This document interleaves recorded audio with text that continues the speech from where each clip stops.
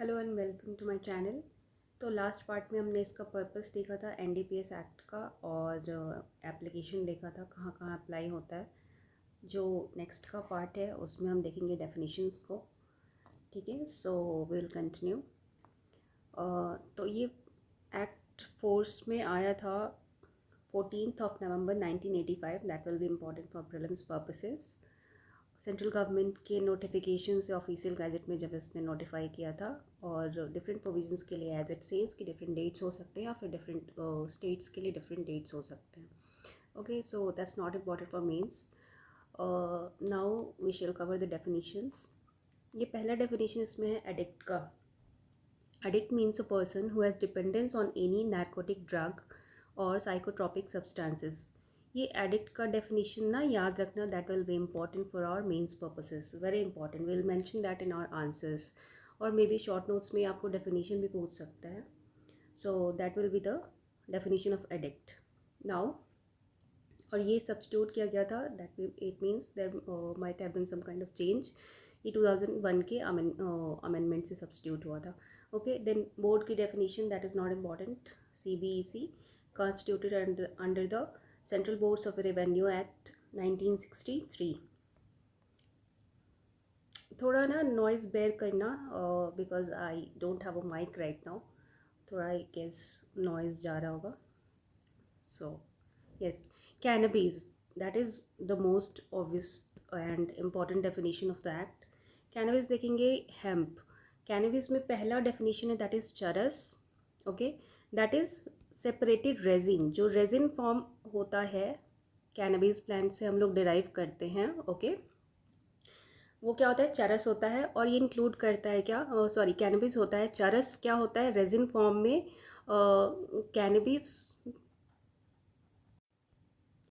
Cannabis में हम लोग तीन चीज़ इंक्लूड करते हैं। पहला क्या, चरस, जो कि क्या होता है, कैनबिस प्लांट से सेपरेटेड रेजिन होता है। और ये इंक्लूड करता है कॉन्सेंट्रेटेड फॉर्म में भी प्रिपरेशन अगर हम लोग करते हैं उसको, रेजिन को, जिसको हैश ऑयल या लिक्विड हशीश बोलते हैं, उसको भी ये कैनबिस में ही इंक्लूड किया जाता है। दूसरा विल बी द गांजा। एंड गांजा क्या होता है, ये फ्लावरिंग या फ्रूटिंग टॉप्स जो होता है, फ्लावर हुआ या फिर इसका फ्रूट्स टॉप्स जो भी हुआ कैनबिस प्लांट का इसमें सीड्स नहीं आएगा इसका और लीव्स नहीं आएगा, ये स्पेशली मेंशन्ड है। And you know that there is intention of legislature when it includes और एक्सक्लूड्स समथिंग, ऐसे ही इवन एक कॉमा भी नहीं होता आपके एक्ट्स में।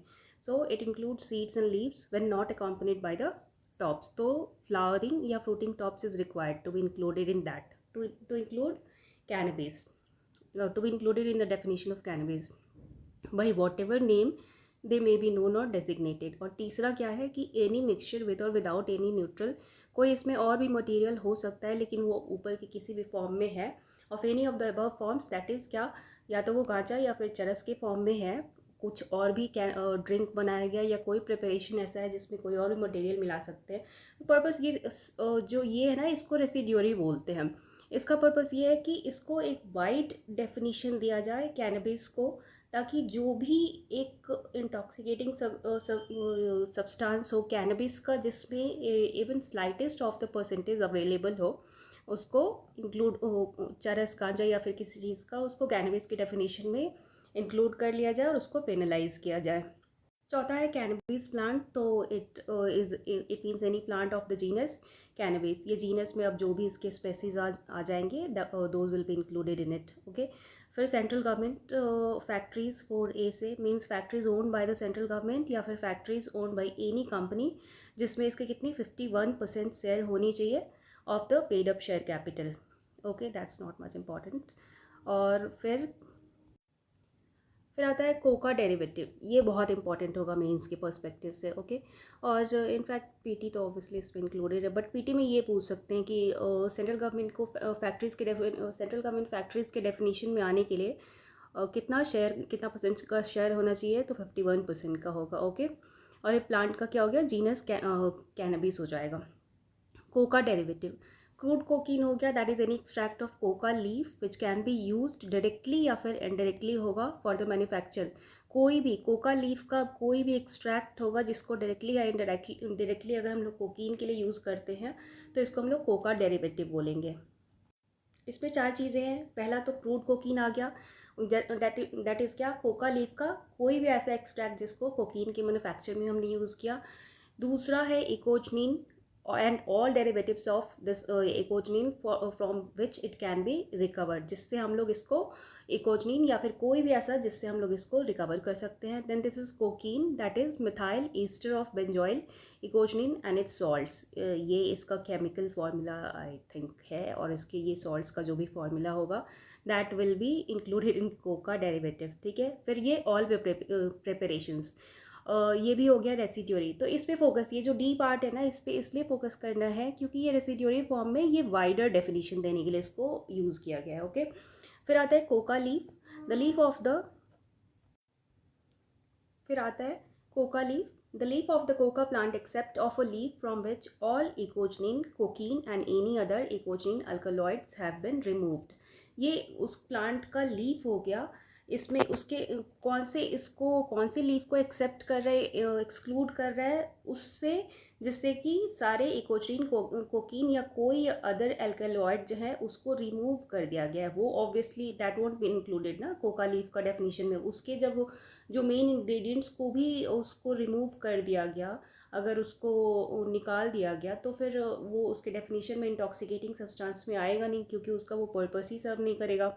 और फिर ये again this residuary part, that is any mixture thereof created, okay. ये ना इम्पॉर्टेंट पार्ट होगा हमारे डेफिनेशन का, okay. These are the points, these are the things that will fetch you marks, okay, but does not include any preparation. Yes, see हमने इसको removal वाले को exclude क्यों किया था, क्यों, क्योंकि यहाँ पे देखो कोई भी ऐसा जिसमें कि 0.1% ऑफ कोकीन से कम है, उसको हम इसमें कोका लीफ के डेफिनेशन में इंक्लूड नहीं कर रहे हैं, ऑब्वियसली। बिकॉज क्यों, क्योंकि ये पर्पस को सॉल्व नहीं कर रहा है, ये इंटॉक्सिकेटिंग नहीं होगा। जो इसका पर्पस हमने ऊपर देखा था ना कि कैसा था, narcotic drugs and psychotropic substances जो देखा था, तो उस चीज़ का पर्पस को सॉल्व नहीं कर, पर्पस को ये सर्व नहीं कर रहा है, इसलिए हमने इसको 0.1% से नीचे वाली चीज़ों को कोका लीफ में इंक्लूड नहीं किया, वो पनिशेबल भी नहीं होंगे। फिर आता है कोका प्लांट, तो कोई भी स्पेशीज ऑफ द जीनस एरिथ्रोजाइलॉन, इस स्पीसीज, इस जीनस का कोई भी प्लांट होगा, इस एरिथ्रोजाइलॉन जीनस का, उस स्पेसी में तो वो कोका प्लांट में आएगा। देन आता है कमर्शियल क्वांटिटी, ये भी बहुत इंपॉर्टेंट है, क्यों, क्योंकि ये क्वांटिटी जो है ना, स्मॉल क्वांटिटी, कमर्शियल क्वांटिटी, ये पनिशमेंट को डिसाइड करता है। कॉमर्शियल क्वांटिटी कितनी होगी ये इस डेफिनेशन में नहीं बताया गया है 7A में, ये बस ये बताया गया है कि कोई भी क्वांटिटी जो ग्रेटर होगी किससे, वो जो कमर्शियल क्वांटिटी क्या होगी, वो जो quantity, any quantity greater than quantity specified by the central government by notification. ये नोटिफाई करेगा कौन, सेंट्रल गवर्नमेंट करेगा नोटिफाई। जो भी क्वांटिटी होगी उससे ज़्यादा, जो एक बेसिक क्वांटिटी थ्रेशोल्ड जो नोटिफाई करेगी सेंट्रल गवर्नमेंट, उससे ज़्यादा जितनी भी क्वांटिटी आएगी that will be considered as commercial quantity, और उसकी पनिशमेंट भी अलग होगी as compare to small quantity, okay. Then there is controlled delivery. This is important. However, it is unlikely to be asked in mains, but still we will see the definition to understand what it means. Okay. So controlled delivery में कभी कभी क्या होता है ना कि government कई बार operations करती है, जैसे अभी हमने देखा operation white well, I think उसमें मणिपुर या किसी तो नॉर्थ ईस्ट के स्टेट में हुआ, या फिर क्रिस्टल फोर्ट्रेस जो हमने दिल्ली में देखा। तो ये इसमें क्या होता है कि अलाउ कर देते हैं इलिसिट या suspected consignment of narcotic drugs के या फिर साइकोट्रॉपिक सब्सटेंसेस के, ओके, उसको जाने को, उसको पास आउट करने को इंडियन टेरिटरी से या फिर किसी भी स्टेट से अलाउ कर देते हैं, जबकि उनको नॉलेज होती है, ओके। वो उसको सीज़ नहीं करते हैं, नॉलेज के बावजूद भी उसको अलाउ कर देते हैं पास करने को। सुपरविजन इस पर रहता है officer empowered under section 50A, okay. Purpose अब इसका क्या होता है, this is how we write our answer remains. तो पर्पस इसका क्या हुआ कि आइडेंटिफाई करेंगे हम उस पर्सन को जो इन्वॉल्व है इस ऑफेंस के कमीशन में। क्यों, क्योंकि इस एक्ट का पर्पस हमारा बस पनिशमेंट है ही नहीं, इसमें क्या करना है, ड्रग्स को, NDPS को इरेडिकेट करना है, इस प्रॉब्लम को। तो जो भी पर्सन इन्वॉल्व होगा जब इसको जब पास करने देंगे तो they will be having their own strategy कि इसको कैसे जो पर्सन इन्वॉल्व है उसको इसमें पकड़ना है या फिर all this things. Okay, so control delivery is important. इसमें पास करने देना होता है सब्सटेंसेस को, और पर्पस होता है उसको जो पर्सन इन्वॉल्व है उसको आइडेंटिफाई करना. ठीक है, कॉरेस्पॉन्डिंग लॉ जो भी इसमें प्रोविजंस में मेंशन होंगे, फॉर एग्जांपल बीएनएस और सीआरपीसी आईपीसी ये सारे हो गए. That is not much important. Control substance, any substance with central government में having regard to the available information in the same way as delivery. ये भी हो जाएगा कि अवेलेबल इन्फॉर्मेशन इसको है कि ये पॉसिबल यूज इसका हो सकता है प्रोडक्शन या मैन्युफैक्चर में, but still they allow or to the provisions of any it's possible use in the production or manufacture of narcotic drugs या फिर psychotropic substances, or to the provisions of international convention declared to be a controlled substance. इसको क्या कर देते हैं कि अगर इनको पता होता है कि कोई ऐसा सब्सटेंस है जो कि इन सारी चीज़ों में यूज हो सकता है या फिर इसके इंटरनेशनल कन्वेंशंस के प्रोविजन को क्या करेगा, कंट्रावीन करेगा, तो उसको वो क्या कर देते हैं, डिक्लेयर कर देते हैं कि ये कंट्रोल्ड सब्सटेंस है. देन कन्वीनियंस मतलब क्या कि convenience of any description whatsoever any include. अब वो चाहे एयरक्राफ्ट से उसको कन्वे करे, व्हीकल से या फिर वेसल से करे, कन्वीनियंस ये होगा. That is not much important. Essential narcotic drug क्या होता है, वो जो नोटिफाई करेगी सेंट्रल गवर्नमेंट. किस लिए? दो चीज़ों के लिए हमने इसको अलाउ करके रखा हुआ है. मेडिकल पहला, तो जब भी एक्सेप्शन डालेंगे तो पहला होगा मेडिकल, दूसरा होगा साइंटिफिक यूज़. ओके, टेस्ट वगैरह करने के लिए. ठीक है, इन दो चीज़ों के लिए एसेंशियल नार्कोटिक ड्रग ये हो जाएगा. कौन कौन सा हो गया? मेडिकल और साइंटिफिक यूज़ के लिए जो भी ड्रग्स को नोटिफाई करेगी सेंट्रल गवर्नमेंट. ये इंपॉर्टेंट है 8B, that is illicit traffic in relation to narcotic drugs and psychotropic substances. इसका मतलब क्या होता है? कल्टिवेटिंग एनी कोका प्लांट और gathering any portion of coca plant. या तो कल्टिवेट कर रहा है. इलिसिट ट्रैफिक का मतलब अब देखो इसमें क्या क्या सारी चीज़ें इंक्लूड कर देंगे. कल्टिवेट करना या फिर गैदर करना. ठीक है, कोका प्लांट उसका कोई भी portion. Cultivating the opium Poppy या फिर और एनी कैनबिस प्लांट, ओपियम को भी इंक्लूड कर दिया कल्टिवेट करने का. कल्टिवेशन है, गैदरिंग है, प्रोडक्शन में एंगेज होना, मैन्युफैक्चर करना, possession, sale, purchase, transportation, warehousing, concealment, use, consumption, import interstate या फिर export interstate, import into India, export from India, और ट्रांसशिपमेंट. ट्रांसशिपमेंट मतलब क्या कि वो इंडिया से होके जा रही है बट वो इंडिया के लिए नहीं है वो. ठीक है, नार्कोटिक ड्रग्स और साइकोट्रोपिक सब्सटेंसेस, ये सारे चीज जो भी एक प्रोसेस इन्वॉल्व हो सकता है इसको इंक्लूड कर दिया गया है. Again the widest possible interpretation. ठीक है, ताकि सारी चीज़ें इंक्लूड हो जाए. ये क्या चीज़ में हो गया? इलिसिट ट्रैफिकिंग में. कल्टिवेट करो आप, गैदर करो, या फिर ओपियम या तो कोका प्लांट या फिर ओपियम या फिर कैनबिस प्लांट, या फिर उसके प्रोडक्शन में, मैन्युफैक्चर में, पोजीशन में, सेल में, परचेज में, एक्सपोर्ट, इंपोर्ट और इवन ट्रांसशिपमेंट को भी इसमें इंक्लूड कर लिया गया है. ठीक है, dealing in any activities in narcotic drugs, any activities, सारी एक्टिविटीज़ जो भी बच जाएंगे इन एनी फॉर्म, ताकि कोई लूप होल ना रहे, सबको इंक्लूड कर दिया गया. Other than those refer to in sub clause 1, 2, 3.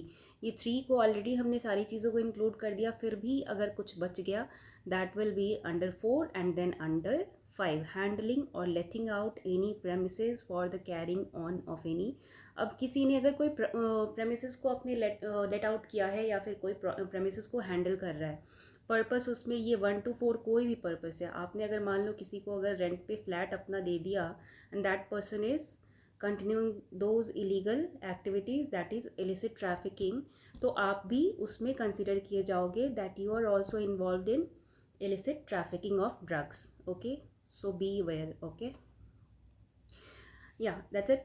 Other than those permitted under this act, जो permitted है obviously medical and scientific, or any rule or order made or any condition of any license, term या authorization issued thereunder, and includes financing. finance अगर किया directly या indirectly, any of the aforementioned. अगर किसी ने finance भी किया है इसको directly या indirectly, डायरेक्ट तो इंक्लूड है ही, इनडायरेक्टली भी। ये मेंस के लिए this is going a little slow because these are the definitions which are very very important for the mains purposes. Okay, abetment किया है या फिर कॉन्स्पायर किया है इन फर्दरेंस ऑफ और इन support of doing any of the four mention activities. Await अगर किया है तो भी आप जाओगे, कंस्पायर और अगर किसी पर्सन को आपने हार्बर किया है जो कि इंगेज्ड है ऐसे किसी भी पर्पसेस में, then also you will also be considered as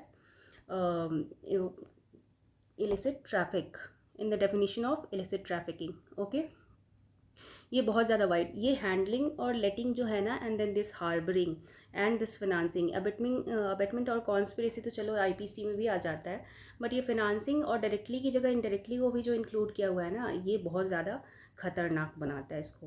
this is very dangerous. So international convention, अब जो ऊपर हमने बोला था ना कि इसको इम्प्लीमेंट करने के लिए इंटरनेशनल कन्वेंशन, तो ये कौन कौन से कन्वेंशन थे, ये 9 क्लॉज 9 में बताया गया है। Single convention on narcotic drugs जो 1961 में हुई थी, adopted by the United Nations conference at New York in March 1961। Then there was protocol जो इसने अमेंड किया सब क्लॉज ए को, ये इंडिया के लिए ही किया गया था because India was not ready to submit to those proposals. तो 1972 और ये सब में ये 3-4 कॉन्फ्रेंसेज हुए थे। कन्वेंशन ऑन साइकोट्रॉपिक सब्सटेंसेस 1971, ये इसको पीटी पर्पसेज से इन कॉन्फ्रेंसेस को, कन्वेंशन को देख लेना होगा, जो वियना में हुए थे फरवरी 1971 में। And any other international convention, any other residuary जो भी कन्वेंशन या फिर प्रोटोकॉल हुआ जो फ्यूचर में भी होता, उसको भी इसमें इंक्लूड कर लिया गया इंटरनेशनल कन्वेंशन के डेफिनेशन में, उसको इम्प्लीमेंट कराने के लिए। Okay, so yeah, instrument amending on international convention relating to NDPS which may be ratified, जिसको इंडिया रेटिफाई कर सकता है या फिर एसीड कर सकता है after the commencement of this act. ये एक्ट कमेंस हो जाने के बाद जो भी उसको रेटिफाई, जिस भी कन्वेंशन को रेटिफाई करेगा, that will be included in the definition of international convention. फिर मैन्युफैक्चर का पर्पस क्या है, मैन्युफैक्चर का डेफिनेशन क्या है, ऑल प्रोसेसेस, प्रोडक्शन के अलावा जो भी पर्पसेस होंगी बाय विच सच ड्रग्स और सब्सटेंसेस में भी, प्रोडक्शन एक अलग हो गया, मैन्युफैक्चर एक अलग चीज़ हो गई। तो प्रोडक्शन के अलावा जो भी प्रोसेस आ जाएगा that will B manufacture. Refining, अगर रिफाइन कर रहा है ड्रग्स और सब्सटेंसेस को, दीज आर नॉट इम्पॉर्टेंट। फिर ट्रांसफॉर्म कर रहा है या फिर मेकिंग ऑफ प्रिपरेशन, कोई भी अगर उसका प्रिपरेशन जैसे टैबलेट्स वगैरह जो बनाते हैं ना, पता नहीं कौन कौन से टैबलेट्स जो आते हैं, उनके भी प्रोसेस को मैन्युफैक्चर बोलेंगे। That will be under the definition of manufacture. Manufacture drug का डेफिनेशन होगा, कोका डेरिवेटिव्स के सारे जो आ जाएंगे इसमें। Okay, medicinal cannabis, opium derivatives and Poppy straw concentrate, ये उतना इंपॉर्टेंट नहीं है। एनी अदर नार्कोटिक सब्सटेंस या preparation which the central government, उसको अवेलेबल इंफॉर्मेशन जो भी मार्केट में है, अब आपने कुछ नया ऐसा बना लिया तो द गवर्नमेंट डजंट नो, जब उसको पता चलेगा तो it will frame laws accordingly. So तो उसके इंटरनेशनल कन्वेंशन के अकॉर्डिंग जो नोटिफाई सेंट्रल गवर्नमेंट ने किया, that will be under the definition of manufactured drug. क्या इंक्लूड नहीं होता है, ये इंपॉर्टेंट है। एनी नार्कोटिक सब्सटेंस या प्रिपरेशन जो सेंट्रल गवर्नमेंट क्या कर सकता है, having regard to available information as to its nature और decision, if any under international convention by notification in the official gazette declare not to, जिसको डिक्लेयर कर देगा कि ये मैन्युफैक्चर्ड ड्रग नहीं है, वो नहीं होगा। ओके, मेडिसिनल कैनबिस क्या होता है, ये मेडिसिनल हेम्प जो होगा वो मीन्स एनी मेडिसिनल कैनबिस ऐसा एक्सट्रैक्ट या टिंक्चर होगा कैनबिस का जो मेडिसिनल पर्पसेस के लिए यूज़ किया जाएगा। Narcotic commissioner, that will be under section 5। Narcotic drug means Coca leaf, cannabis hemp, opium, Poppy. Narcotic drug में क्या क्या आ जाएगा, Coca leaf, cannabis, opium, poppy, straw and all manufactured goods, जो भी हमने इससे बनाया, प्रिपेयर किया। Opium, coagulated juice of the opium Poppy, that will be under definition of, ये इंपॉर्टेंट है 15, क्लास 15 इंपॉर्टेंट है, इसको लिख के रख लो। एंड एनी मिक्सचर विद और without any neutral material of the coagulated juice, ये मिक्सचर या तो कोएगुलेटेड जूस बना लिया ओपियम पॉपी का, उसको भी इंक्लूड करेंगे, या कोई मिक्सचर फॉर्म कर लिया, दैट विल ऑल्सो भी इंक्लूड। बट क्या इंक्लूड नहीं होगा, जिसमें 0.2%, ऊपर हमने क्या देखा था 0.1% था, ठीक है। कोका वाले में, कोका डेरिवेटिव्स में। ओपियम में कितना है 0.2% ऑफ मॉर्फिन, उससे कम है अगर तो मतलब 0.2% से ज़्यादा नहीं है, दैट इज़ 0.2% तक है, तो ये इंक्लूड नहीं होगा ओपियम की डेफिनेशन में। ओपियम डेरिवेटिव मतलब medicinal opium, that is opium which has undergone the process necessary to adapt it for medicinal use in accordance with the requirements of Indian pharmacopoeia or any other pharmacopoeia। तो ये medicinal वाला हो गया। Okay, notify किया है किसने, central government ने, weather इन powder form या फिर ग्रैन्युलेटेड या अदरवाइज या मिक्स विद न्यूट्रल मटेरियल्स। फिर प्रिपेयर्ड ओपियम, ये एक तो मेडिसिनल हो गया, ये प्रिपेयर्ड हो गया, that is any product of opium by any series of operations designed to transfer opium into extract suitable for ये smoking। एक तो medicinal वाला हो गया, that is fine। then this is for the smoking and raws or other residue remaining after opium is smoked। phenanthrene alkaloids namely morphine, codeine, thiamine and their salts, I don't know, dicetyl morphine, that is the alkaloid also known as dimorphine or heroin and its salts, and all preparations जिसमें the important part is कि जो भी ऐसा कुछ होगा जिसमें 0.2% से ज़्यादा मॉर्फिन है या फिर डाई एसिटाइल मॉर्फिन है, वो क्या चीज़ में आ जाएगा, हमारा ओपियम डेरिवेटिव के डेफिनेशन में आ जाएगा।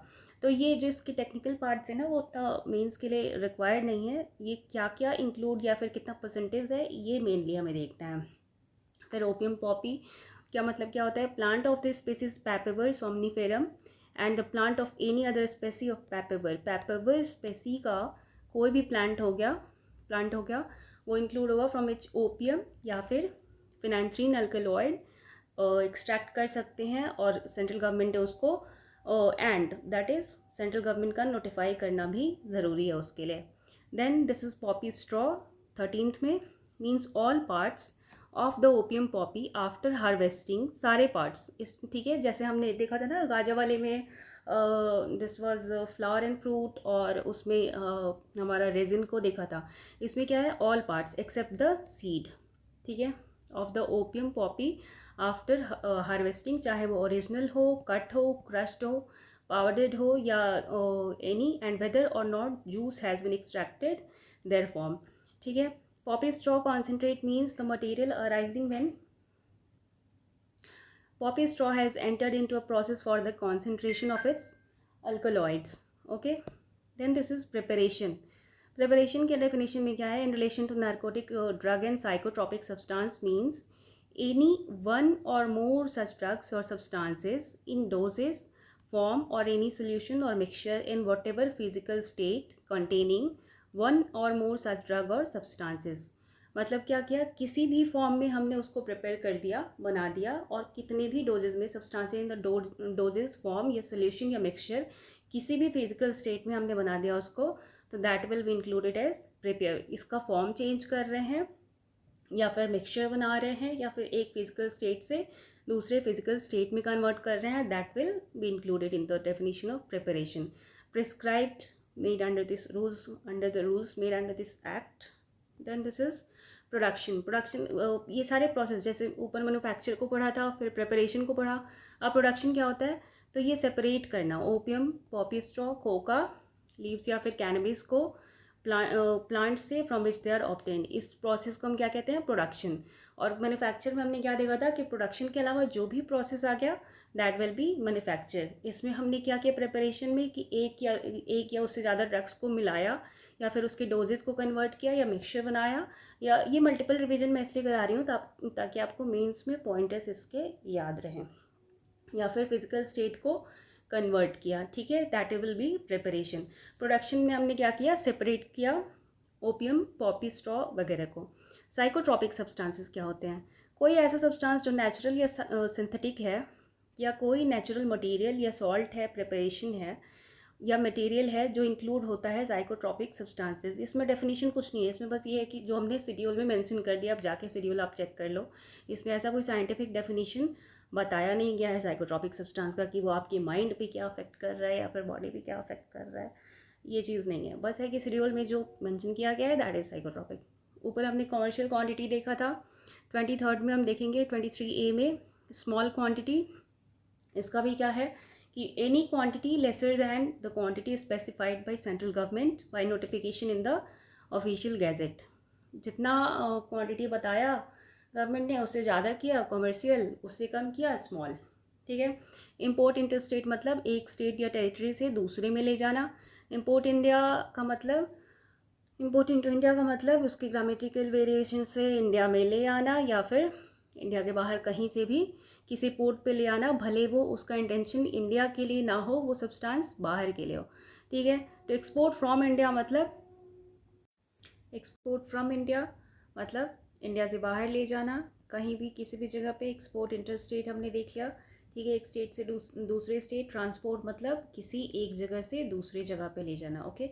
हर एक प्रोसेस के लिए एक अलग वर्ड यूज़ किया गया है सो दैट कोई लूप होल ना रहे। Use in relation to NDPS means any kind of use except personal consumption. Use में अब इसका ये पॉइंट ना आगे के सेक्शंस के लिए इम्पॉर्टेंट होगा। क्यों? क्योंकि यूज़ का मतलब क्या कहता है, कोई भी use other than personal consumption. ठीक है। तो ये पनिशमेंट्स में और आगे जो भी सेक्शंस होंगे जहाँ पे प्रोहिबिशन है वहाँ पे ये बहुत डेफिनेशन इम्पॉर्टेंट हो जाएगा। ओके। सो ठीक है। बाकी वर्ड्स एंड एक्सप्रेशंस 29 में कहते 29 में कहता है कि एक्सप्रेशंस जो यहाँ पे डिफाइन नहीं है बट कहाँ CRPC में डिफाइंड है। और एंड ऑलवेज रिमेंबर, अगर CRPC मेंशन किया हुआ है और लॉ अमेंडेड नहीं है तो we will write CRPC only. ज़्यादा कर सकते हैं अगर तो जहाँ पे BNSS के सेक्शंस याद हो तो वहाँ पे BNSS के सेक्शंस भी मेंशन कर देंगे। तो CRPC पे जो भी मेंशन है वो इसमें यूज़ होंगे। ये रेट्रोस्पेक्टिवली असाइंड है। क्यों? क्योंकि CRPC 1973 का है, where as NDPS is an act of 1985। तो ऐसे हमारे डेफिनेशंस तो कंप्लीट हो गए। आगे के सेक्शंस देखेंगे हम लोग नेक्स्ट पार्ट में। Then there is this explanation जिसमें purposes of clause 5, 6, 15, 16 percentage of in the case of liquid preparation shall be calculated on the basis that preparation containing 1% of a substance means a preparation in which 1 gram of substance of solid or 1 ml of substance of liquid is contained in every 100 milliliter of the preparation। ये हमारा काम नहीं है, इसके लिए आपको जो भी टेक्निकल पर्सन होगा एक्सपर्ट वो मिलेगा। ये क्वेश्चंस भी नहीं पूछे जाएंगे। The purpose is not to check your technical expertise here. The purpose is to just give you an introduction आपको एग्ज़ाम में, ताकि एक बेसिक आइडिया रहे जब कल को आप APO बन के जाओ या फिर ADPO बन के जाओ तो आपको टेक्निकल एक्सपर्टीज़ के लिए वहाँ पे पर्सन्स अपॉइंट होंगे। आपको बस केसेस देखने के लिए वहाँ पे रखा जा रहा है। सो या दिस इज़ नॉट रिक्वायर्ड। फिर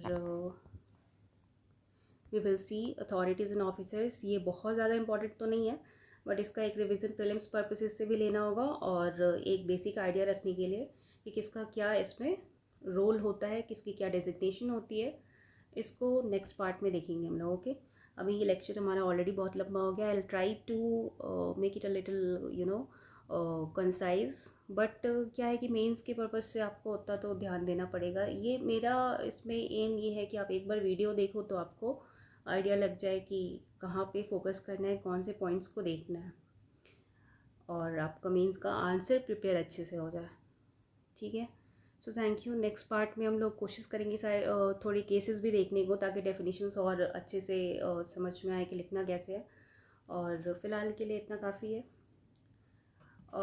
नेक्स्ट हमें एक्चुअली सेक्शन 8 वगैरह से जो प्रोहिबिशंस है ना उस पर ज़्यादा फोकस करना है।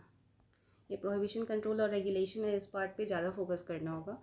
और फिर पनिशमेंट का अगला जो 16 वगैरह से पार्ट है वो ज़्यादा इंपॉर्टेंट हो जाता है। And then this four feature part, ये सब वो स्टैट्यूटरी कंप्लाइंस के सब तो ठीक है। सो या will prepare that. Thank you for watching and please subscribe my channel and comment your views how it is going. Okay, thank you.